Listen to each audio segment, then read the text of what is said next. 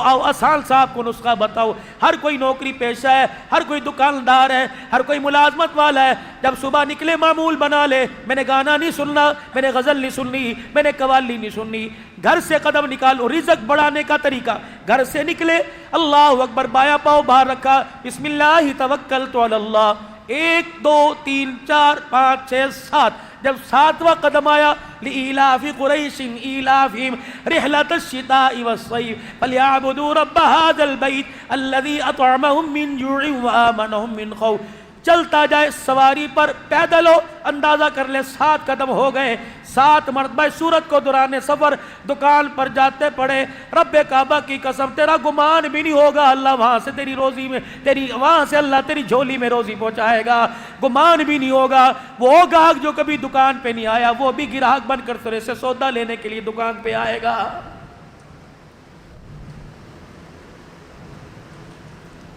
معمول بنا لو میرے چاند, میں نے دکان پر جانا ہے, میرا معمول ہے, میں 100 مرتبہ سورہ اخلاص پڑھتا جاؤں گا. جتنی دیر میں دکان پہ بیٹھوں گا, گاہک نہیں آئے گا, میں 100 مرتبہ درود شریف پڑھوں گا. جب میں واپس آؤں گا تو میں موٹر سائیکل پر 100 مرتبہ کلمہ پڑھتا ہوا اپنے گھر آؤں گا. مولانا اس سے کیا فائدہ ہوگا؟ میں نے کہا میرے چاند دنیا کا فائدہ تو اللہ دیں گے, لیکن جب موت کا وقت آئے گا, اسی مکہ مسجد میں اعلان ہوگا, حضرات ایک اعلان سماعت فرمائیے, فلاں صاحب کا انتقال ہو گیا, جنازہ اتنے بجے پڑھایا جائے گا.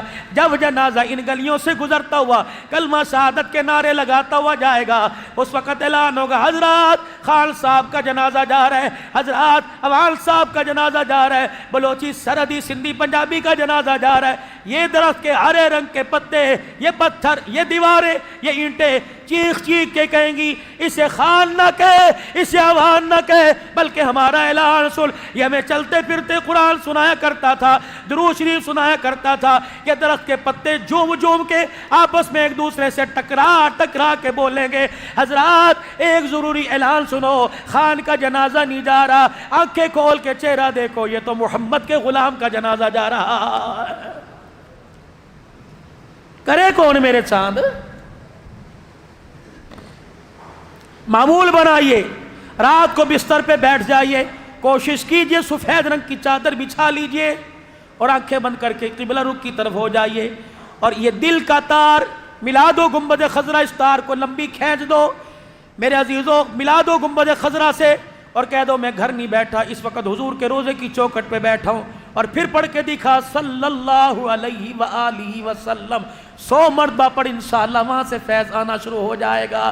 باقی تیری مرضی. لیکن میرے عزیزو درود پڑھتے پڑھتے زندگی گزر گئی. المرء مع من احب الیہ, جس کے ساتھ پیار کی پنگے ڈال کے جائے گا, قیامت کے دن اسی کے ساتھ کھڑا کر دیا جائے گا. اتنی سی زندگی, کوشش کرنا میرے چاند میرے پیارو, حلال کمانا اور اپنے بچوں کو حلالی کھلانا. کہہ دینا 14 اگست کی جھنڈیوں کے لیے تیرے باپ کی جیب اجازت نہیں دیتی.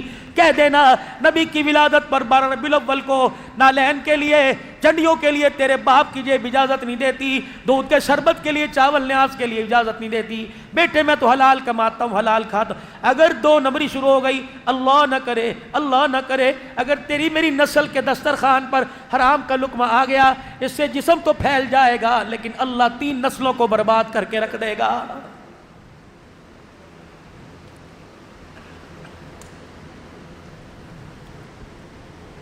تین باتوں کا میرے پیارو خیال کرنا, کبھی اپنے دسترخوان پہ حرام کا لقمہ نہ آنے دینا.